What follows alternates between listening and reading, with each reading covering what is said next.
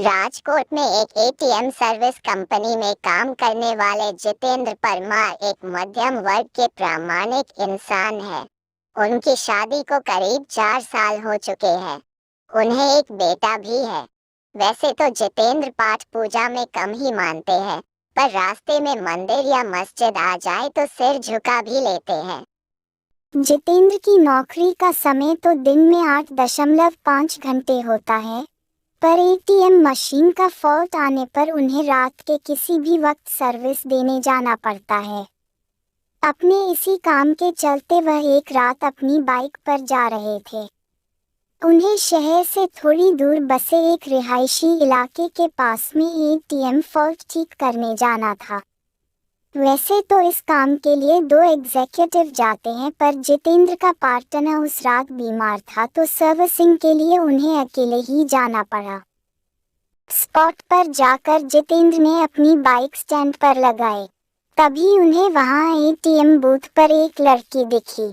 जितेंद्र ने सोचा कि उसे शायद पैसे निकालने होंगे और वह के ठीक होने का वेट कर रही होगी। फॉल्ट ठीक करने के लिए जैसे ही जितेंद्र एटीएम बूथ के अंदर आए तो वह लड़की भी अंदर आने लगी। सिक्योरिटी गार्ड ने उन्हें बाहर रुकने के लिए कहा। अब जितेंद्र अपना काम कर रहे थे, तभी अचानक उसकी नजर एटीएम बूथ के बाहर गई। वहां उन्होंने जो देखा उसे देखकर उसके पसीने छूट गए। बाहर खड़ी लड़की एटीएम गार्ड की मुंडी अपने हाथ में लिए खड़ी थी और वह जितेंद्र की ओर घूर कर देख रही थी। ये सब देखकर जितेंद्र का दिल बेतहाशा तेजी से धड़कने लगा। उन्होंने वहां से नजर हटा ली और सोचा कि ये उनका भ्रम होगा। ये सब सोच ही रहे थे कि तभी अचानक उनके सीनियर का फोन बज उठा। ये फोन वहां का फॉल्ट जल्दी ठीक करने के लिए था। कांपते कांपते जितेंद्र फिर से काम पर लग गए। थोड़ी ही देर में उन्होंने एटीएम मशीन ठीक कर लिया। इस बार एटीएम बूथ से बाहर देखने पर सब नॉर्मल लग रहा था। वो लड़की भी वहां खड़ी थी और एटीएम बूथ का गार्ड भी उसके पास आराम से खड़ा था।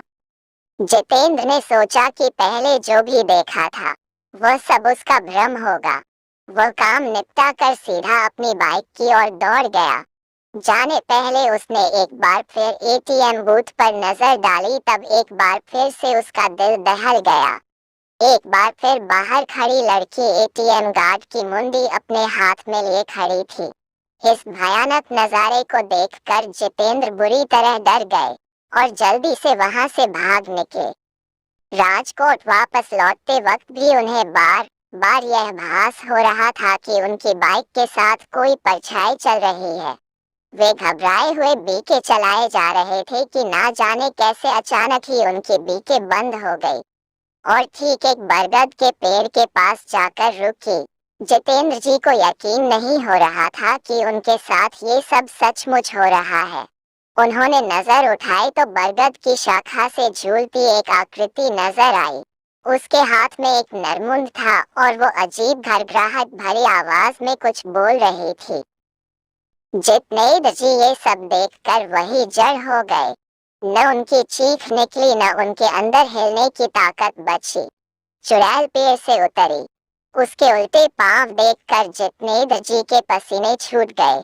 उन्होंने आंखें मूंद ली और भगवान को याद करने लगे। चुड़ैल उनके बगल में आकर बैठ गई और उनका सर सहलाने लगी। इसके बाद जितेंद्र जी को कुछ याद नहीं कि उनके साथ क्या हुआ। जब होश आया तो वे एक हॉस्पिटल में थे। सुबह कुछ स्थानीय लोगों ने उन्हें बेहोश पड़ा देखकर हॉस्पिटल पहुंचा दिया था। इस घटना के महीनों बाद तक जितेंद्र बेसुध रहे और काफी पूजा पाठ के बाद ही उनकी हालत फिर से सामान्य हो पाई। अब वे राजकोट छोड़ चुके हैं और एक सामान्य जीवन जी रहे हैं।